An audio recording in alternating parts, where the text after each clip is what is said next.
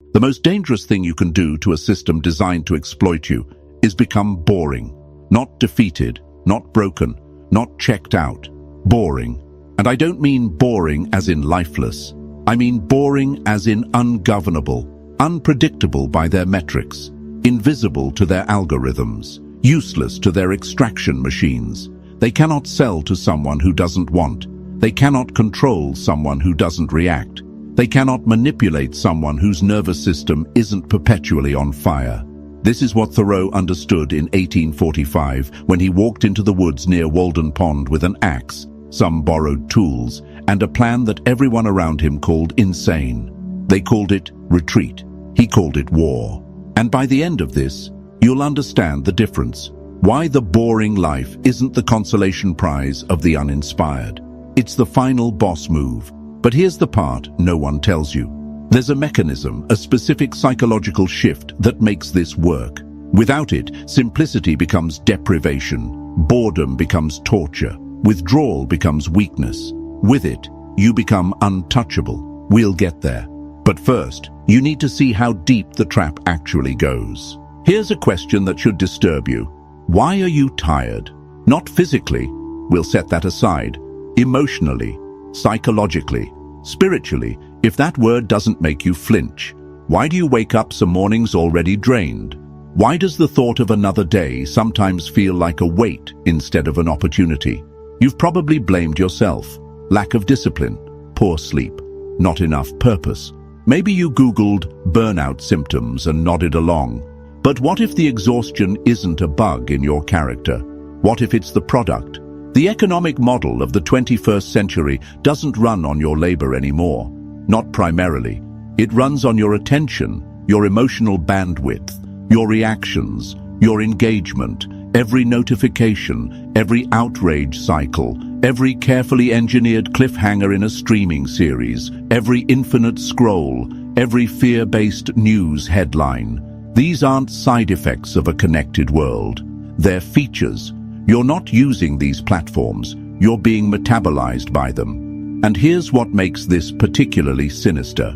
They've convinced you that stimulation equals living, that a calendar full of obligations equals importance, that hustle equals purpose. So you chase, and chase, and chase, and you call it ambition. Meanwhile, the architects of this system, the ones who actually built the attention economy, what do? They send their kids to tech-free schools. They retreat to analog hobbies. They practice meditation in silent rooms. They read books, paper ones, slowly. They sell you chaos and buy themselves calm. This is not conspiracy. This is confession. These people have said it openly. The same executives who design apps to maximize your screen time strictly limit their own children's access. Why? Because they know something you're only beginning to suspect. The stimulated mind is the captured mind. In 1845, Henry David Thoreau was 27 years old, Harvard-educated, son of a pencil manufacturer. He could have done anything respectable. Instead, he borrowed an axe, walked into the woods on land owned by Ralph Waldo Emerson, and built a cabin, 10 by 15 feet, one room, one door, one window on each side. He planted beans, read Homer, watched ants fight on a tree stump with the intensity of an observer at war. He spent hours just sitting. To his neighbors in Concord, Massachusetts, this was failure made visible. A young man with potential wasting his life, refusing to marry, refusing to build wealth, refusing to participate. But Thoreau wasn't running away from society. He was conducting an experiment on it. I went to the woods because I wished to live deliberately, he wrote, to front only the essential facts of life and see if I could not learn what it had to teach, and not, when I came to die, discover that I had not lived. Read that again. Not, when I came to die, discover that I had not lived. This isn't about nature worship. This isn't about escaping responsibility. This is about a man who looked at the trajectory everyone expected him to follow and asked a question that still burns. What if most of what we call living is actually a sophisticated form of dying slowly? What if busyness is just a socially acceptable way to avoid the terror of actually being? Thoreau wasn't hiding at Walden. He was hunting for the signal underneath all the noise, and to find it, he had to subtract, ruthlessly. He spent 2 years, 2 months, and 2 days in that cabin. And when he emerged, he didn't come back with peace and tranquility. He came back with a weapon, a book so quietly savage that it's been fueling revolutions ever since. Gandhi read it. Martin Luther King Jr. studied it. It influenced movements across continents and centuries, all from a man who planted beans and watched ants. Boring, unforgivably, powerfully boring. Let's talk about what's actually happening in your brain. When you receive a notification, doesn't matter what kind, your prefrontal cortex lights up. Dopamine surges. The reward pathway activates. This is the same circuitry involved in gambling, in substance abuse, in any compulsive behavior. The engineers know this. They've testified about it. They've written books confessing it. But here's the twist no one discusses. It's not the pleasure that hooks you. It's the unpredictability. Slot machines don't addict people because they pay out. They addict people because sometimes they pay out. The intermittent reinforcement schedule is the most powerful behavioral conditioning tool known to psychology. Your phone is a slot machine you check 96 times a day, and every check, whether it delivers something or nothing, strengthens the loop. Now, apply this to your entire life. Social media, intermittent validation. News cycles, intermittent fear and relief. Relationships mediated through apps, intermittent connection. Work emails arriving at all hours, intermittent urgency. Your nervous system is being played like an instrument, and the song it's learning is dependency. When everything is exciting, nothing is. When everything is urgent, nothing actually matters. When you're always stimulated, you lose the capacity to generate your own motivation.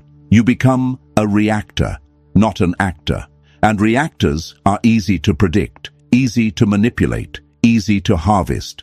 Here's a historical parallel that might reshape how you see this. In ancient China, there was a philosopher named Lao Tzu, the founder of Taoism. He wrote a text called the Tao Te Ching, 81 short passages. You can read the whole thing in an hour. One passage describes the usefulness of a bowl. What makes a bowl useful? Lao Tzu asks. Not the clay, the emptiness inside, the hollow space. That's where the function lives. He applies this to rooms, to wheels, to life itself. Usefulness arises from what is not there. Thoreau understood this instinctively. His entire project was subtraction. Strip away everything inessential until only the essential remains. Then examine it. Then live from it. But here's what most people miss. This isn't minimalism as aesthetic preference. This isn't decluttering for Instagram. This isn't Marie Kondo asking if your socks spark joy. This is strategic emptiness. When your life is full of obligations, of stimulation, of noise, you have no capacity for what actually matters. You're so busy responding that you never initiate. So busy consuming that you never create. So busy performing productivity that you never actually produce anything that will outlast you. The full calendar is a trap. The busy schedule is a prison you build yourself. And the cruel joke is that society applauds you for it. She's so busy, she must be successful. He never stops working, he must be important. No, busy is often just a way to hide from the terrifying question, what would I do if I had nothing to react to? Most people don't know, and that not knowing frightens them so deeply that they'll fill every moment to avoid it. Thoreau sat with that question for 2 years. What he found there changed the world. Here's a concept you've never been taught. Boredom tolerance is a skill, and it might be the most important skill you can develop. In the 1970s, psychologist Walter Mischel conducted the famous marshmallow test. Children were given a choice, 1 marshmallow now or 2 if they waited 15 minutes. The kids who waited, who tolerated the discomfort of delay, went on to have better life outcomes across nearly every metric: academic success, physical health, relationship stability, financial security. For decades, this was interpreted as a study about self-control, but recent research suggests something deeper. The children who waited weren't just exercising willpower. They had developed strategies to reframe the boredom. They sang songs. They told themselves stories. They made the waiting itself interesting. They didn't just resist the marshmallow.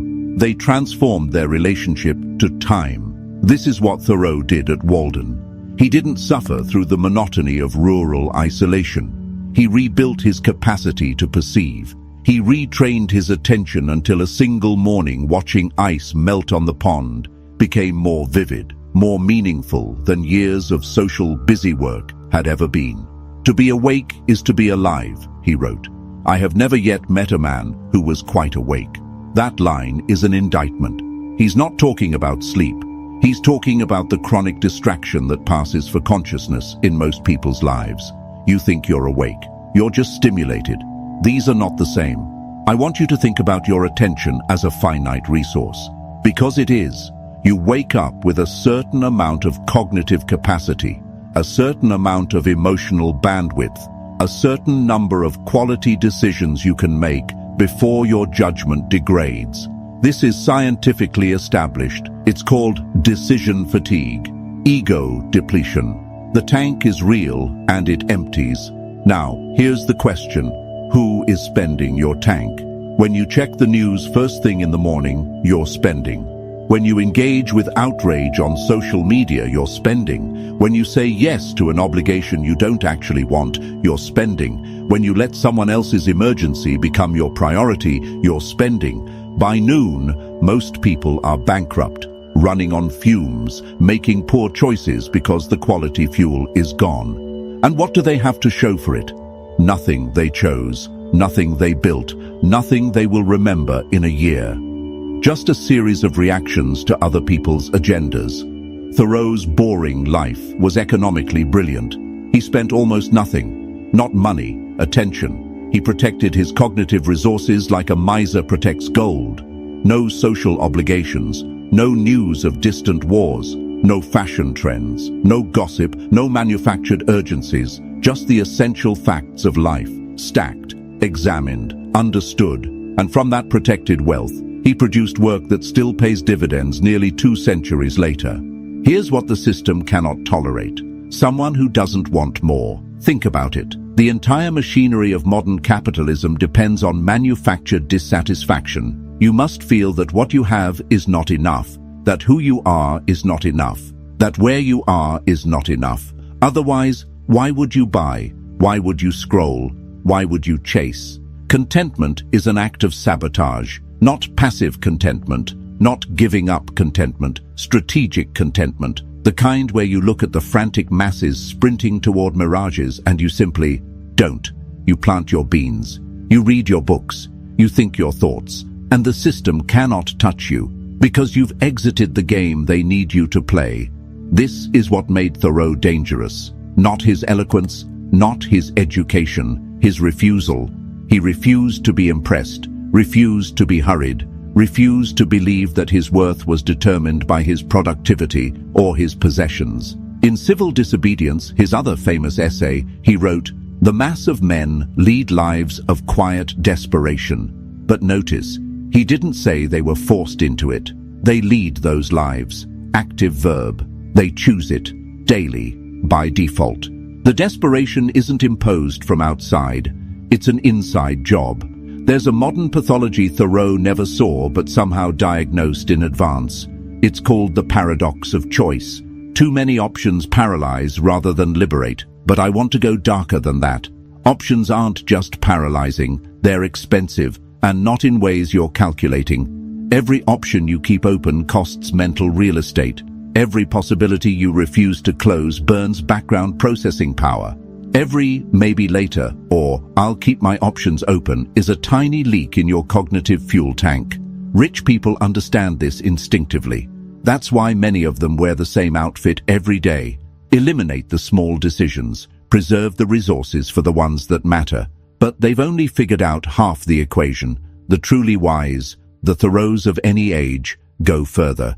They don't just eliminate small decisions. They eliminate entire categories of life that don't serve their core purpose. At Walden, Thoreau didn't just simplify his wardrobe. He simplified his existence. He asked, What are the essential facts of life? And then he cut everything else. Not later, not gradually, immediately. One room, beans and rice, a few books, silence, depth. He didn't keep options open. He burned them deliberately, because he understood something our culture refuses to admit. Optionality is a form of cowardice dressed as wisdom. When you keep all doors open, you walk through none. You stand in the hallway forever, congratulating yourself on your flexibility while life happens in the rooms. Here's a story that reveals the depth of Thoreau's commitment. In 1846, 1 year into his Walden experiment, Thoreau was walking to town to pick up a repaired shoe. On the way, he was stopped by the local tax collector, Sam Staples. Thoreau owed 6 years of backpole taxes, about $1.50. Barely anything. Staples asked him to pay. Thoreau refused, not because he couldn't afford it, not because he'd forgotten, because the taxes funded a government that sanctioned slavery and was waging what Thoreau considered an unjust war against Mexico. He would not participate, not even indirectly, not even symbolically. Staples, who actually liked Thoreau, offered to pay the tax himself just to avoid the paperwork. Thoreau refused that too, so they arrested him, locked him in the town jail. He spent one night there. Someone, probably his aunt, though he never confirmed it, paid the tax against his wishes. He was released the next morning, retrieved his shoe, and walked back to the pond. But that single night in jail produced Civil Disobedience, an essay that would later inspire Gandhi's Salt March, Martin Luther King's Montgomery bus boycott, the anti-apartheid movement, all because a man refused to bend. Over $1.50. This is not the behavior of someone hiding from life. This is not passive withdrawal. This is a man so clear about his principles that he made himself ungovernable. Not through violence, not through wealth, not through influence, through refusal. And refusal, true refusal, is only possible when you've eliminated everything inessential from your life. When there's nothing they can threaten to take away, when your needs are so small that their leverage disappears. Thoreau recorded his expenses meticulously, every cent. He knew exactly what his cabin cost, what his food cost, what his simple life required, and the number was almost comically low. He proved, mathematically, that a human being could meet all their actual needs with a tiny fraction of what most people spent. The rest was anxiety dressed as necessity, status dressed as requirement, fear dressed as ambition. The cost of a thing, he wrote, is the amount of what I will call life which is required to be exchanged for it, immediately or in the long run. Read that again. Let it sink in. He's not measuring price in dollars. He's measuring it in life. That house you're working 60 hours a week to afford. What's the real cost? How many years of your one existence are you exchanging for those extra square feet? That promotion you're chasing, what's it actually buying you? More responsibility, less time, higher stakes, more stress. You're not getting ahead, you're getting more entangled. Thoreau's question cuts through every justification. Is what you're gaining worth the life you're spending? Most people never ask, because they're afraid of the answer. Here's a neurological reality that has profound implications. Your brain has two primary modes, the focused mode and the default mode. Focused mode is what you think of as thinking, active attention, problem solving, learning. Default mode is what happens when you're not focused on anything specific, daydreaming, mind wandering, staring out windows. Modern productivity culture worships focused mode. Every minute must be optimized, every gap must be filled. Podcast in the car, audiobook on the walk, Twitter while waiting in line. But here's what the research shows. Your most creative insights come from default mode. When your mind wanders, your brain starts connecting disparate ideas, synthesizing, making leaps that focused attention cannot. Every major creative breakthrough in history was preceded by periods of apparent doing nothing. Newton under the apple tree, Archimedes in the bath, Darwin on long walks, Einstein on his bicycle. Boredom isn't the absence of productivity, it's the precondition for deep productivity. When Thoreau sat for hours watching the pond, he wasn't wasting time. He was creating the mental space where Walden could emerge, where civil disobedience could crystallize. His boring life produced more lasting value than 1,000 busy executives who couldn't sit still for 10 minutes. There's a psychological phenomenon called hedonic adaptation. Whatever level of stimulation you become accustomed to becomes your new baseline. The exciting becomes normal. The extraordinary becomes ordinary. This is why lottery winners return to their baseline happiness within a year.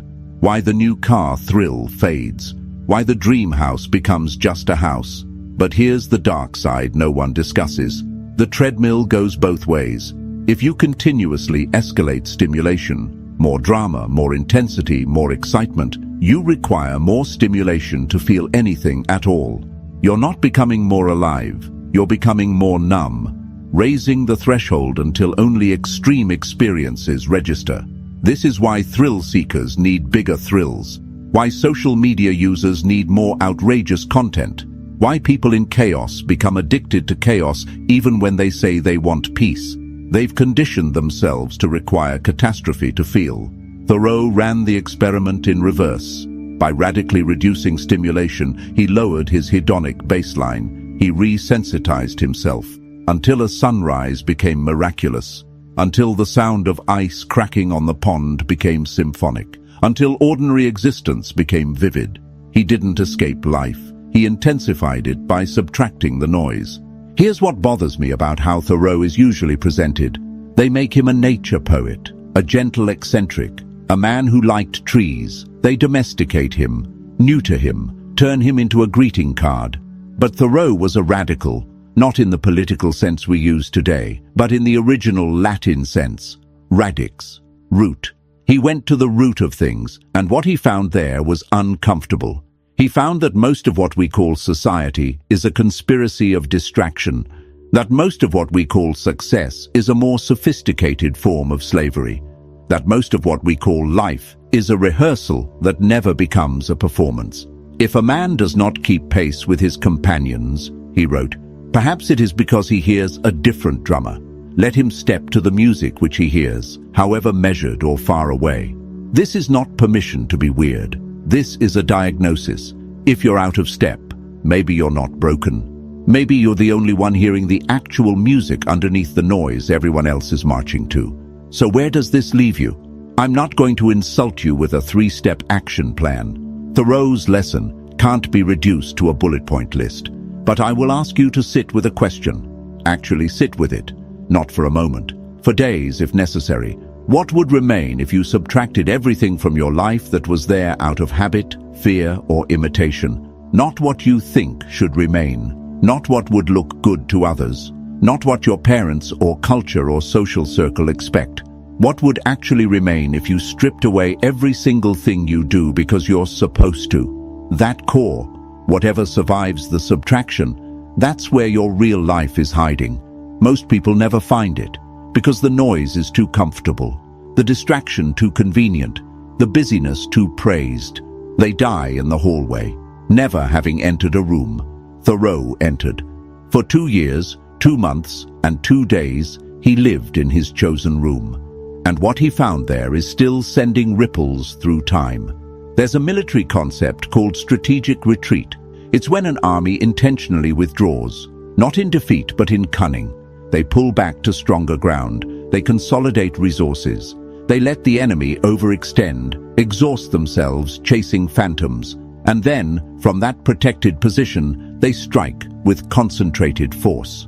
Thoreau's boring life was a strategic retreat. He withdrew from the battlefield that society had chosen. He refused to fight on their terms, for their prizes, according to their rules. He consolidated, simplified, strengthened, and from that protected position, that cabin in the woods, he launched an assault on the entire machinery of unconscious living. We're still feeling the impact. A boring life isn't a failure of ambition. It's ambition refined to its purest form. Not ambition for more. Ambition for depth, for meaning, for a life that's actually yours.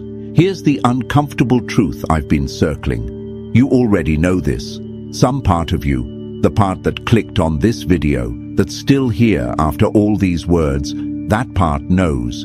You've felt the exhaustion of the treadmill, the emptiness of the full calendar, the strange hunger that can't be satisfied by anything the world keeps offering. That knowing is your compass. But knowing and doing are different countries, and most people live and die in the gap between them. Thoreau crossed. Not because he was special, not because he was braver or smarter or more enlightened. He crossed because he was honest enough to admit what he saw, and stubborn enough to act on it. The question is whether you will. The simple life isn't simple because it's easy. It's simple because you've cut away everything that doesn't matter until only what matters remains. That cutting takes courage, clarity, a willingness to be misunderstood, to be called boring by people running in circles, to be called a failure by people who've never asked what success actually means, to step to the music you hear, however faint, however far away, however much it terrifies you. If this shifted something in you, understand, this is only the surface. There are conversations I cannot have publicly, ideas too sharp for the algorithm, frameworks the system would rather you never discovered. Those live behind the join button, the architect level, where we go underneath what's polished for public consumption. Most won't click. Most prefer the comfortable. If you're different, if that part of you that's been listening actually wants to act, then subscribe. And if you want what's hidden, step through. You'll know if this is for you.